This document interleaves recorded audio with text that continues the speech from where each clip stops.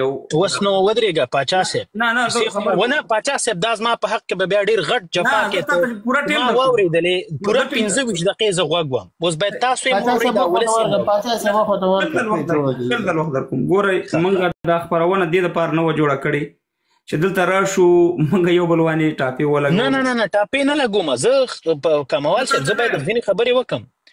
موږ واورېدل خبرې ټولې کیسې مو واورېدلې ګوره پیغورونه باندې شروع وکړله زه چاته پیغورم نه ورکوم که زما یوه خبره د منطق نه یو ټکی خواته زه د ببولالو سړی نه یم دغه کوم کیسې چې ما واورېدلې دا موږ 2000 دپې اورېدلي او نور زیاتې تکراري سوي دي راځم لومړۍ خبرې ته چې د مسکو او د امریکا پیغورونه که چاته ورکوئ له پنجاب نه دا پیغور ډېر ښه ده ته په امریکا کې زما دپاره دا پیغور راکوي چې زه په امریکا کې یم دا د هغه پیغور ډېر ښه ده چې په پنجاب کې د کرنیل امام لاندې زه پروت یم د آصف منیر تر لاندې زه پروت یم د هغه نه دا امریکا ډېره ښه ده ځکه همدغه امریکا 80 میلیونه ډالر خیرات اوس هم لیږم د امریکا افغانستان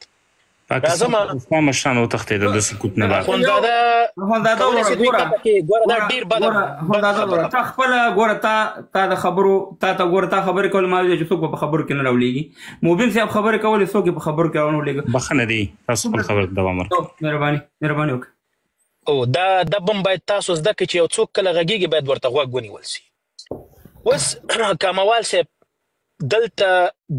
یو زه اساسي خبرې کوم دغه قصې نورې تکراري نه کوم چې دا کوم پیغورونه در کړل او وایي چې ژبې نه دې زړندوم ژبې نه چې د کوم ځای درته خوند درکړي هغې ځینې هم زړند کړه خو راځو په حقایقو غږېږو په افغانستان کې اوس فی الحال پر دې باندې موږ کله به غږېدلي یاستو فی الحال دغه اوس چې ملا صاحب محمد عمر دې څه کړي دي خو ته راته هره ورځ راځې د ډاکټر صاحب نجیب پړه باندې غږېږي خو که چېرته په تاریخ باندې غږېږو زه به درته اوس راوړم چې ملا صاحب محمد عمر په خپله څومره علم کړی و څومره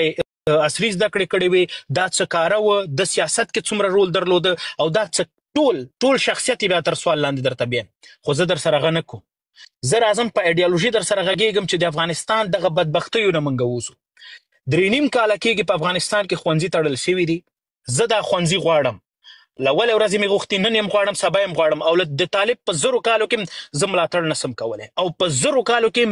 ورته د افغان خطاب نسم کولی دلته دا خبره وکړله کموال صاحب د حمزه وایي دا حمزه افغان نه دی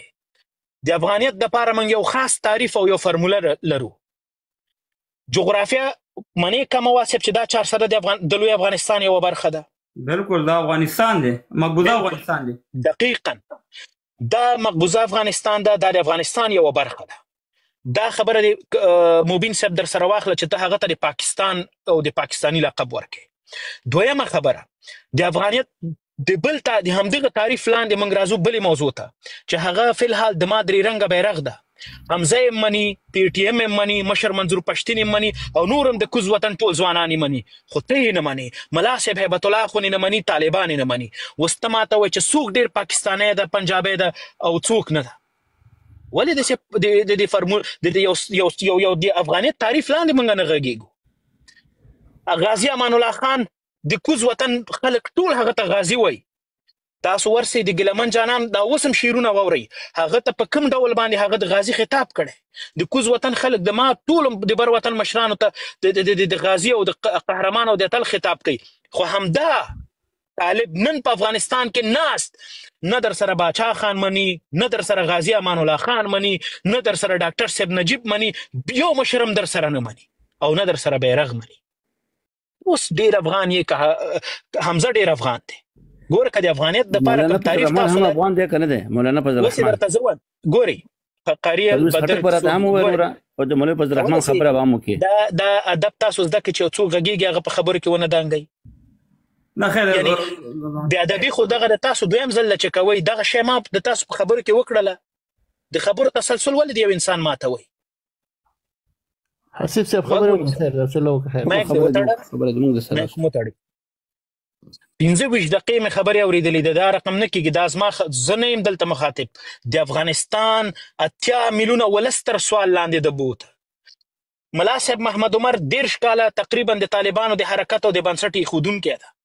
سپین بیرغ ورته انتخاب کړ د پنجاب په خوله باندې نن ماته دا راځي د افغانیت دپاره دا تعریف جوړوي خو زه چې د افغانستان د 100 کاله د تاریخ دعوګیر یم دلته زه غږېږم زه افغان یم حمزه افغان نه ده دی افغان ده ته مې مشران نه منې زه یې منم ته افغان یې زه افغان نه یم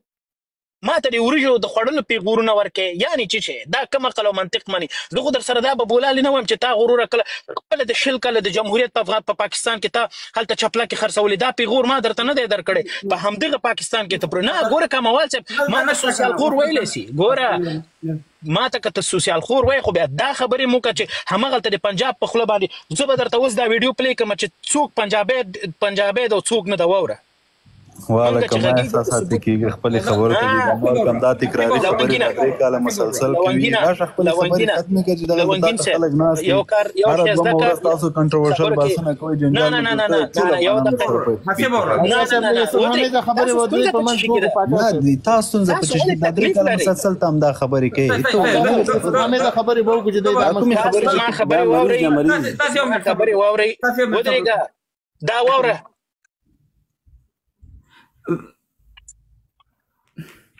صحیح ده دا اورېدلې دا اواز نشته نه قاری صاحب دا مبین صاحب خبرې د پاکستان باره قاری صاحب او اخوندزاده تاسو دواړه نه په ډېرې زما به دا اخرنی وي چې زه دغه بیا راسم ودرېږه ما تختم وغږېږه تختم او خدای نجار سم په دې ټوله دنیا کې زه به تا تختم غوږ ونیسه اوس غږ شته کموال صاحب او شته مهرباني اوکې اوس دلته زده کړه ګوره چې خبرې کوه ټول تاسو هیله کومه یاره دومره خو والله که خوند کوي دغلته 25 دقیقې زه غلی درته ناستم سړی احساساتي کوئ ما دلته پرېږدې چې زه خپلې خبرې خلاصې کړم حمزه په چغو وویل چې ما ته پاکستانی مه وایه چې دا ما ته توهین کوي خو اوس راځه چې د همدغې ښاغلی مبین خبرې در باندې واورو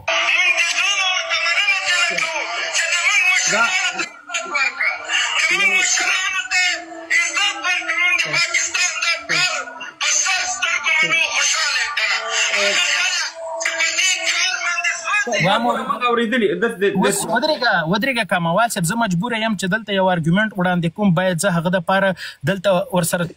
هغه حقیقتونه ثبوتونه وړاندې کوم چې ولس یې وګوري د پاکستان خطاب تا حمزه ته وکړله خو حمزه وایي چې ما ته پاکستانی مه وایي چې دا ما دپاره توهین ده خو عملا تا د خپلو د مشرانو دپاره د هغو د ساتنځایونو دپاره د هغې د ټریننګ سنټرونو دپاره تا د پاکستان د دولت مننه کړې تا د کرنیل امام مننه کړې تا د خواجه آصف منیر مننه کړې تا د سی آی د پاکستان د آی ساید مننه کړې ده دغه ستا اوس د حمزه ترمنځ فرق ده اوس تاسو ما ته وایي چې حمزه ډېر افغان دی که محترم مبین صاحب دا یوازې که ته په بر وطن کې په کابل او په لوګر کې ژوند کې دا د افغانیت دپاره معیار دا معیار نه ده هلته په همدې افغانستان کې په زرګونه نور د پاکستان او د نورو پردیو هېوادونه اجنټان هملته اوسېدل ته به هغو ته بیا د افغان خطاب کې د افغانیت دپاره جغرافیه یوازې مطرح نه ده هغه دپاره ارزښتونه پالل مهم دي چې کوم ارزښتونه څوک پاللی سي هغه د افغانیت دا وګیر اوسېږي هر هغه څوک چې په فلحال په افغانستان کې شتون لري د دغه حکومت تر شا دي دا یو تم زه افغان نه سم ویلی نه مې بیرغ مني نه مې د ولس مني نه مې د ولس ارزښتونه مني دا یو هم نه مني په کمال عقل او منطق زه ورته د افغان خطاب وکړم څوک یې هم نشي کولی مننه خو ملحد ده که نه هغه خو ملحد ده هغه خو ملحد ناستلی بیګا ولې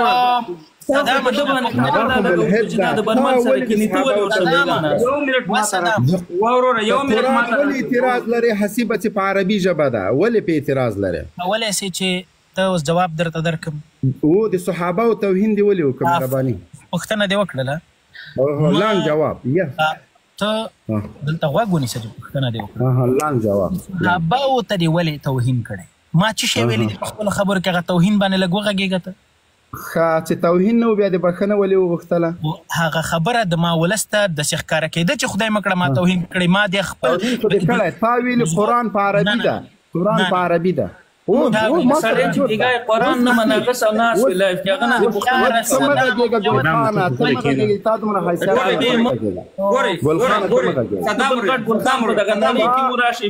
قرآن باندې نیوکه کړې چې قرآن ولې په عربي ده ولې حسیب ورسره غږېږي که ته ورپکې غږېږي بیا معامله خوراني پرېږده چې آصف ورسره ولې دې ویلې چې قرآن په عربي د تا نیوکه کړې زه ویډیو دا اوس دستي دا دستي ما یوه دقیقه خبره دې وکړله که نه لومړۍ پوښتنه دې وکړله مانا تا ولې د صحابو توهین دې ولې کړې ما ځواب درکړه ته ما ته دا ووایه چې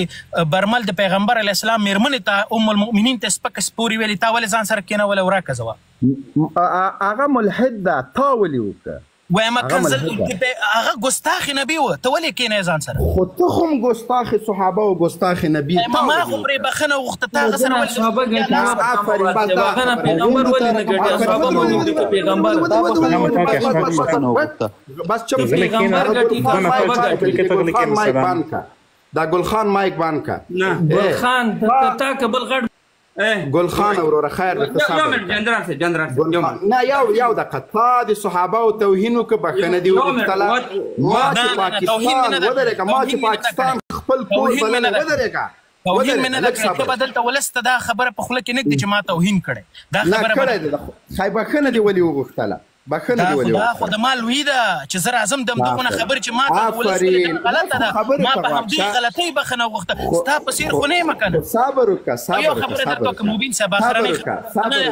خبره درته صبر وکړه که نه چالاکي مه کوه ودرېږه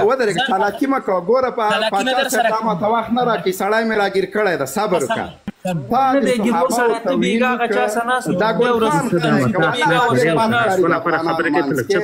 ګلخان باندې ژورنالیست کې ته صحیح مانس ډیر بات کوي تاسو الله سمو وره دا ورم کوزوما او صدام ورته بخنه غواړم تا کوزوما وره خسته دا ګلخانه بیچاره کاته کدا بیچاره او موبیل کله چې تا د صحابه او توهین وکړه ودرېږه سا چې کله ودرېږه صبر وکړه کله چې صحابه او توهین وکړه یو مې طالب والا کوڅو یو مې جمهوریت کوڅو هو کتاب برابر پاچا صاحب یو څوک چې علناً د صحابه او توهین کوي بیا بخښنه غواړي نو دې نه ښکاري زه توهین کړی ټول افغانان وبخښه شخصا ما لږ صبر وکړه قرآن نیوکه کړې چې قرآن ولې په عربي راغلی لږ صبر وکړه لږ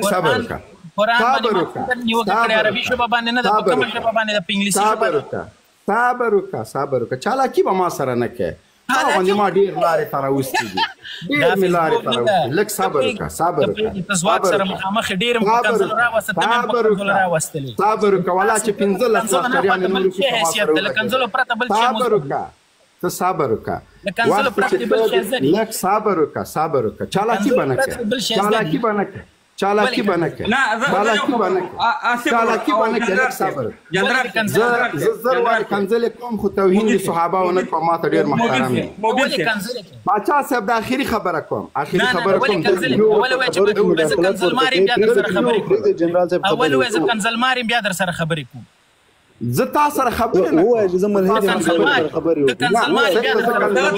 نه کېده ګستاخ رسول نه تر سو پورې کنزلمار ځان ته ونه در سره خبرې نه کوم وای زه کنزلماری بیا در سره زه ګستاخ رسول سره نن ورسته خبرې نه کوم ګستاخ صحابه سره خپل لایف کې کینه ورته ګستاخ صحابه ګستاخ رسول سره خبرې نه کوم پاچا صاحب محترم لږ صبر وکړه بیا در سره خبرې کوم دا ته چالاکی کې ما خبرې کوم ځان ته اول کنزلمار بیا در سره خبرې کوم صحیح پیغمبر علیه السلام یو امتی کنزلمار نشي کېدلی اول وای چې زه کنزلمار یم ګوره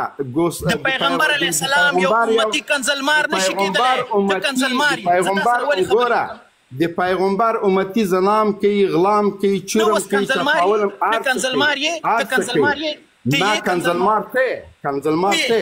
صحابه او توهین دوه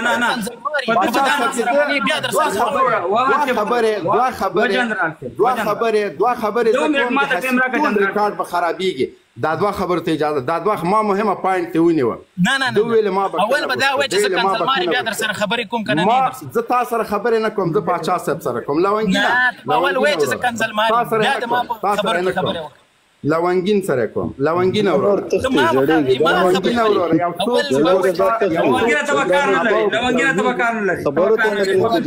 لونګینا ته مایک بند ک جنرال سیکرټری دا مایک بند کړو د مایک بند ک زه دوه خبرې کوم صرف 10 سکند وخت ورکړي شو ذات یو سړی چې صحابه او توهین کوي او معافي غواړي خلک یې معاف کوي. ما هم چې د پاکستان په اړه کومې خبرې کړې پاچا صاحب لاس دفعې ما بخښنه غوښتې، لاس دفعې مې ویلې چې جک مې وهلی ده، بد مې کړي دي. ودرېږه لږ صبر وکړه. دا ما لاس وارې ویلې دي، دا ما ویلې آن د ریکارډ ده. خو دومره بې ضمیره نه یم چې د 400 د غټو وریژو والا تجار ما ته ځان افغان ثابت کړي. مننه. ګستاخ رسوله، ګستاخ رسوله. د پیغمبر علیه السلام د امتي هغه سیرت چې د پیغمبر علیه